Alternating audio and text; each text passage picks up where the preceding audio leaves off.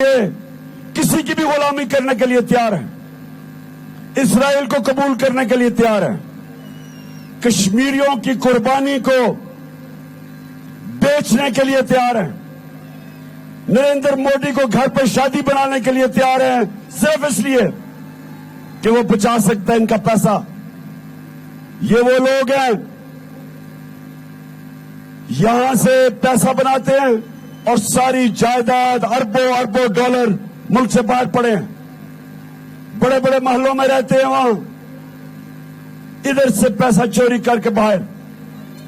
ये दो खानदान जो 32 साल से इस मुल्क पे हुकूमत करते रहे हैं, ये पाकिस्तानियों, ये इनके नजरिए के खिलाफ एक वो पाकिस्तान की आजादी की जंग है जो पाकिस्तान बनना चाहिए था, जो इलामा इकबाल बार बार उन्होंने हिंदुस्तान के मुसलमानों को जगाने की कोशिश की, सिर्फ ये बताने के लिए कि आपकी परवाज ऊपर नहीं हो सकती, आप इकबाल के शाहीन नहीं बन सकते अगर आप गुलाम हो।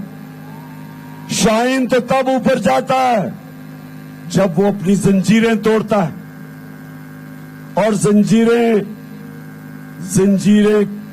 कैसे तोड़ी जाती हैं? वो जो पाकिस्तान का नारा था कि पाकिस्तान का मतलब क्या,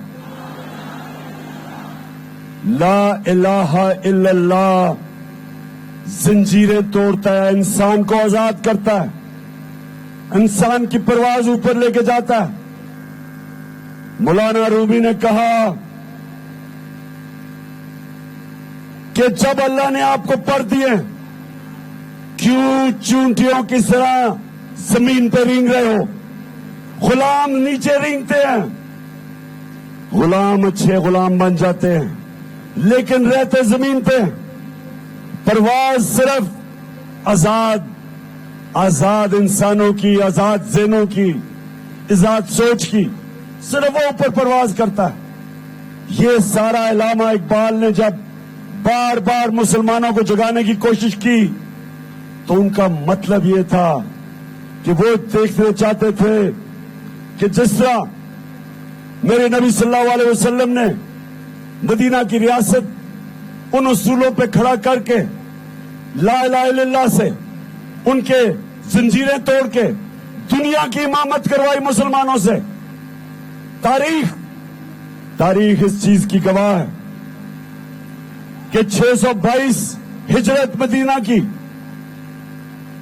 625 में जंगे बदर 313 मुसलमान, 632 में नबी सल्लल्लाहु अलैहि वसल्लम पर्दा करते हैं दुनिया से, और 636 और 27 दो सुपर पावर्स रोमन एम्पायर और पर्शियन एम्पायर घुटने टेकता उनके सामने। ये थी पावर ला इलाहा इल्लल्लाह की, आजाद ज़हनों की, आजाद सोच की। इसलिए पाकिस्तान बना था, इसलिए बना था कि अंग्रेज की गुलामी से आजादी, और कायदे आजम ने कहा कि अंग्रेज के बाद हम हिंदू की गुलामी नहीं करना चाहते, इसलिए पाकिस्तान बना था। इसलिए पाकिस्तान नहीं बना था कि अंग्रेज की गुलामी के बाद अमेरिकियों की हम गुलामी करें, इसलिए नहीं बना था। ये जो लोग हमारे ऊपर मुसल्लत किए गए, अमेरिकी डोनाल्ड लू अंडर सेक्रेटरी ऑफ स्टेट 7 मार्च को हमारे एम्बेसडर असद मजीद को वाशिंगटन में मिलता है और 7 मार्च को उसको धमकी देता है कि अगर तुमने इमरान खान को ना अदम एतमाद की वोट पे हटाया तो पाकिस्तान को बड़ी मुश्किलों का सामना करना पड़ेगा।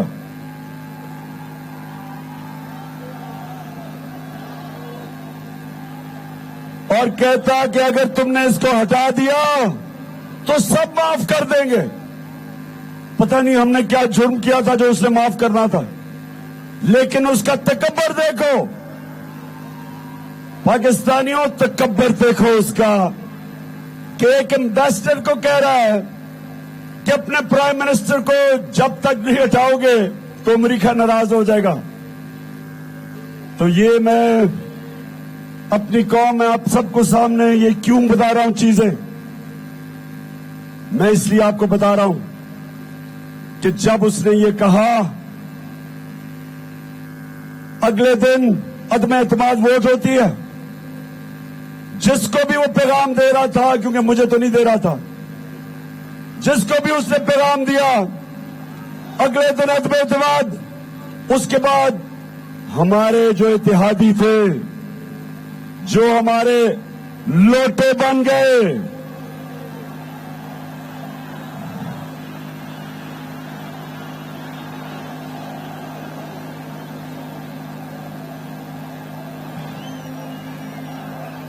हमारे लोटे अगले दिन, उस दिन के बाद हमारे इत्तेहादी और लोटों को पता चला कि जी तहरीक इंसाफ तो बड़ी, मुल्क में इस गवर्नमेंट ने तो बड़ी मुश्किलें पैदा की हुई हैं। मैं आप सबको बता दूं कि जब ये साजिश शुरू हुई तो पाकिस्तान इकोनॉमिक सर्वे के मुताबिक, पाकिस्तान इकोनॉमिक सर्वे जो इस गवर्नमेंट ने पब्लिश किया कि 17 साल में हमारे आखिरी 2 साल सबसे ज्यादा पाकिस्तान की इकोनॉमिक ग्रोथ हुई।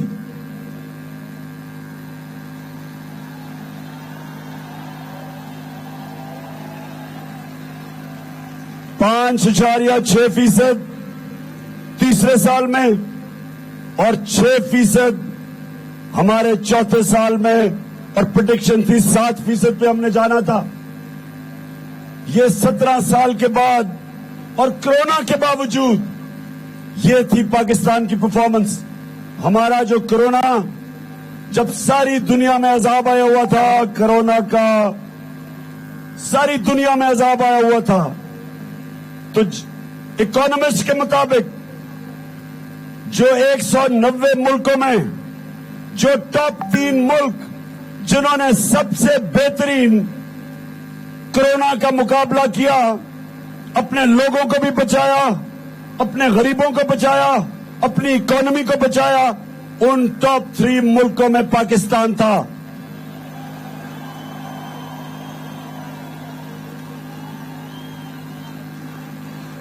हमारी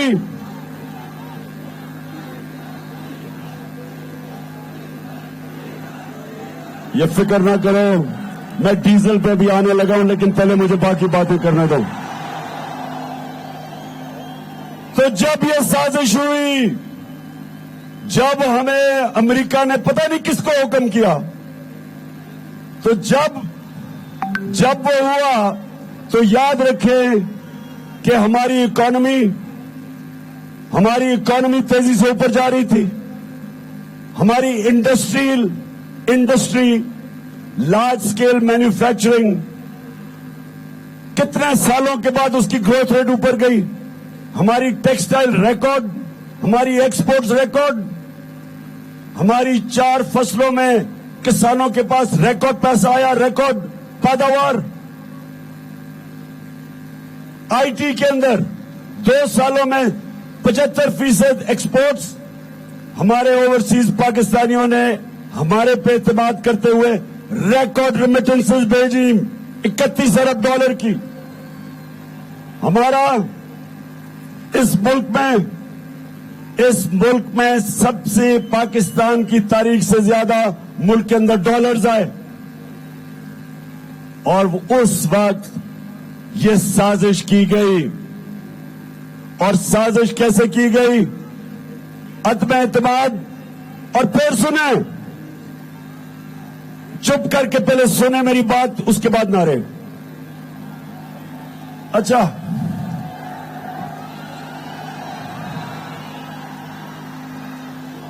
क्योंकि आखिरी जलसा, ये आखिरी जलसा, मैं बड़े आराम से आप सबको बताने लगा हूं कि आपसे हुआ क्या और अब हमने करना क्या।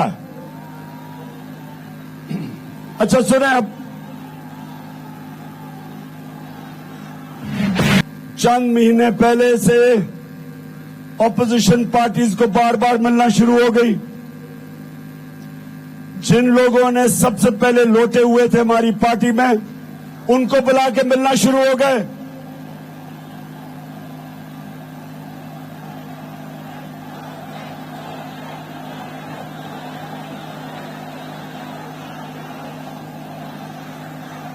बार बार इनको मिले और इनसे बैठ के अदम एतमाद की बातचीत शुरू की, अभी बहुत पहले। उसके बाद सारी कौम के सामने जो हुआ,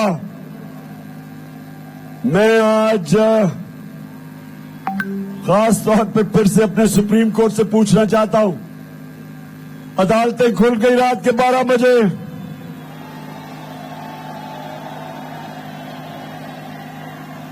उससे पहले सुओ मोटो एक्शन लिया गया।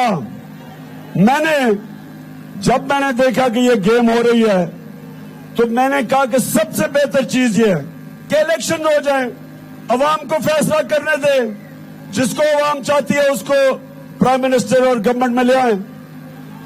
मैंने इलेक्शन का कहा, सुप्रीम कोर्ट ने सुओ मोटो एक्शन लिया। उसके बाद जो हुआ वो सबके सामने है, लेकिन मैं बड़े अदब से सुप्रीम कोर्ट से पूछना चाहता हूं कि एक जज ने कहा कि मेरे ऊपर आर्टिकल 6 यानी गद्दारी के ऊपर लगना चाहिए।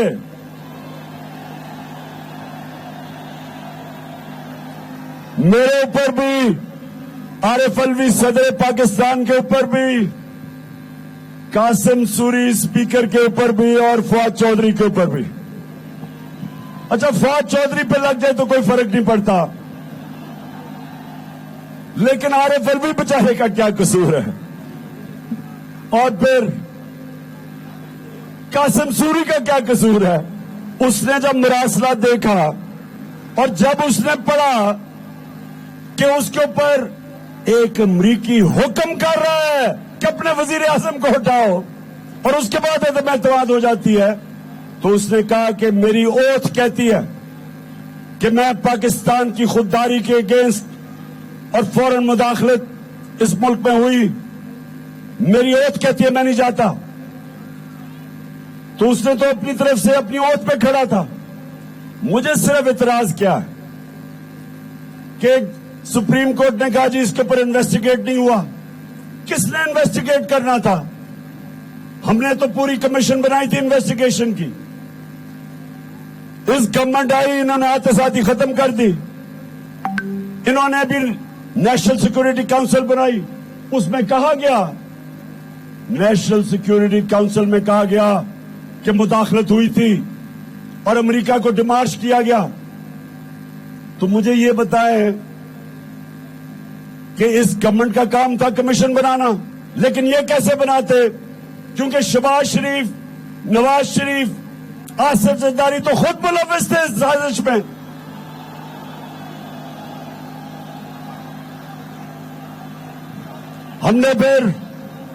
हमने पैगाम दिया,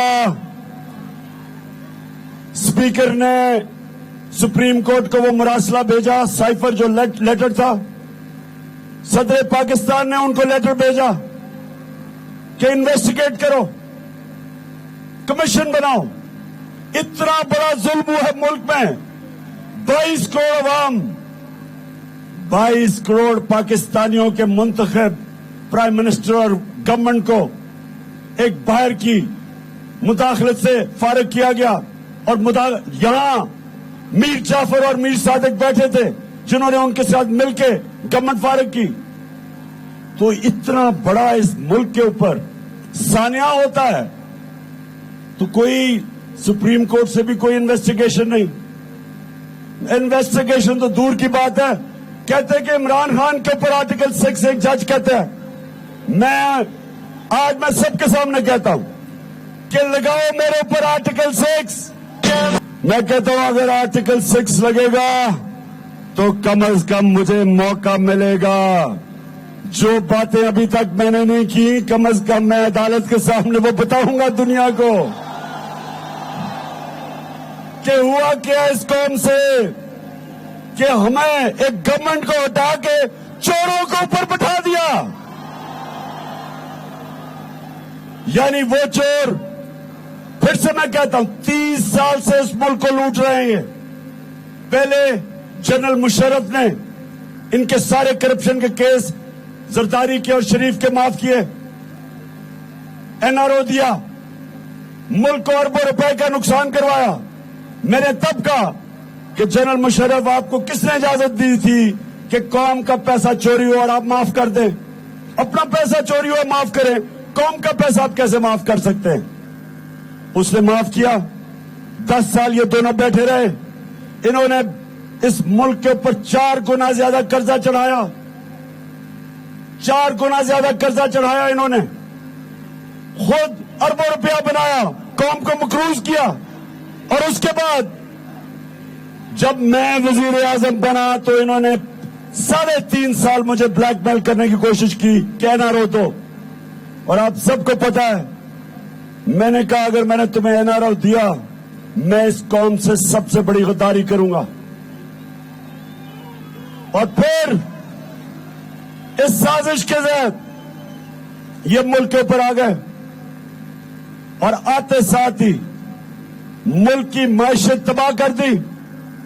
आज ब्लूमबर्ग, जो एक इंटरनेशनल मैगजीन जो दुनिया की इकोनॉमीज की उनके जायजा लेता है, उसके मुताबिक पाकिस्तान 4थे नंबर पे है। वो मुल्क जो डिफॉल्ट करने जा रहा है, यानी कि जो अपने कर्जे वापस नहीं कर सकेगा, जिस तरह श्रीलंका का दिवालिया निकला है। हम 4थे नंबर पे हैं, श्रीलंका नंबर 1 पे है। और सोच लें कि वो मुल्क 3 महीने पहले जो तरक्की कर रहा था, रिजर्व बढ़ रहे थे, इकोनॉमी स्टेबल थी, हर तरह मुल्क की इकोनॉमिक इंडिकेटर्स ऊपर सस्टेनेबल ग्रोथ पे जा रहे थे, वो 3 महीने के बाद आज 4थे नंबर पे है जो डिफॉल्ट करने जा रहा है। कौन है जिम्मेदार इसका? कौन है?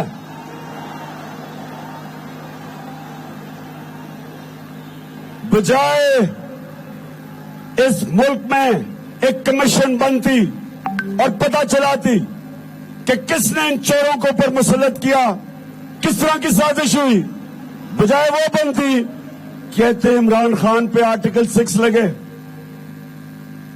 मैं आज फिर कहता हूं कि आर्टिकल 6 लगाओ, क्योंकि मैं एक एक चीज जानता हूं जो हुआ, जो मैं चुप हूं अभी तक, जो आपने मुल्क से किया, कि जो इकट्ठा मुल्क ऊपर जा रहा था, जिस तरह आपने उसको यहां आज उधर रख दिया, कि जो वजीर आजम बनाया, जो वजीर आजम बनाया है, जरा आराम से और इत्मीनान से सुने कि ये वजीर आजम बनते साथ ही पहले ये गया सऊदी अरेबिया, फिर यूएई, फिर तुर्की। तो ये क्या कहता है जरा देखें। मैं सऊदी अरब से होके आया हूँ, मैं यूएई के होके, अभी मैं तुर्की होके आया हूँ। और मैंने उन भाइयों को कहा कि आप हमारे बड़े अजीम भाई हैं, हमेशा आपने हमारी मदद की। और मैंने यही कहा, जब मैं आया हूँ तो आप समझेंगे शायद ये मांगने आया है। मैं मांग नहीं आया, लेकिन मजबूरी है। और आप जिस तरह माजी में 75 साल में आपने हमारा हाथ बटाया है, कुछ ऐसा आप हाथ बटा। मैंने कहा मैं वादा करता हूँ कि इंशाअल्लाह हम पूरी कौम, हम मिलकर दिन रात मेहनत करेंगे, पसीना गड़ाएंगे, अपने पांव पे खड़े होंगे।